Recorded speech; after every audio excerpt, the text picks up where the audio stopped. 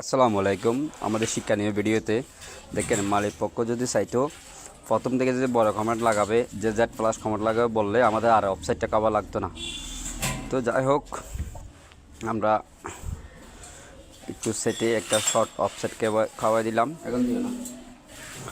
তো কীভাবে আমরা এটা করতেছি দেখেন, একটা Z+ কমেন্টে প্রথমে আমরা টাইটগুলো কেটে নিয়ে বড় অফসাইটটা বসালাম, তারপরে ফুটিং দিয়ে ভালোভাবে জাম দিয়ে নিচ্ছি।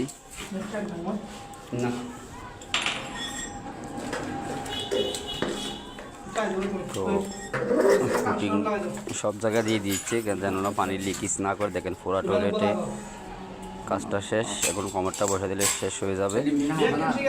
খুব ভালো ভালো জিনিস লাগাচ্ছে। এগুলো যদি আগে বলে দিলে মালিক পক্ষ আমাদের কাজগুলো করতে আরও সহজ হয়ে যায়। আগে থেকে বলে দিলে আমার চাহিদা এরকম, আমি এরকম আমার কমেন্ট লাগাবো।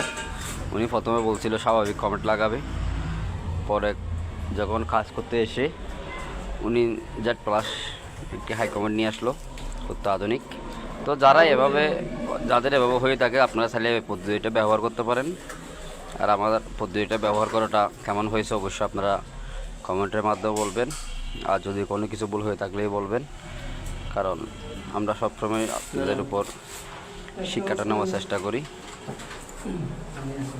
তো পুডিংটা শেষ, এখন কাপড় দিয়ে ভালোভাবে মুছে দেবো। ওরা বলছে একটু ফিনিশিং করে দাও।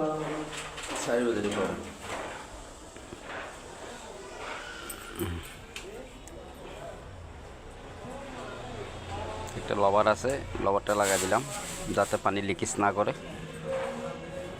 তো ও আগে হয় কিনা দেখতে চাচ্ছে, আমি বলতেছি হবে, টেনশন করে তুমি মুছে নাও একবারে, এগুলো একটু পরিষ্কার করে ফেলো, হয়ে যাবে। তো হচ্ছে না দেখতেছি, মাশাআল্লাহ হয়ে যাচ্ছে। একুরেট করে মুছে ফেলতেছি যা গুড়ি গাড়া যা ছিল। তো আপনারা অবশ্যই কমেন্টের মাধ্যমে বলবেন কেমন হয়েছে কাজগুলো। একুরেট, হ্যাঁ হয়ে গেল। একদম লেগে গেছে, যে লবারটা দিছি লবারটার সাথে একদম লেগে গেছে, যাতে আর কমেন্টটা কোনো লড়াচড়া করবে না। এরপর আমরা ফুটিং মেরে দেব। তো ওরা বলছি কানেকশন পাইপটা লাগাই দাও, পানিটা একটু চেক করে দেখি ফুটিং মারার আগে কোনো লিকেজ করতেছে কিনা।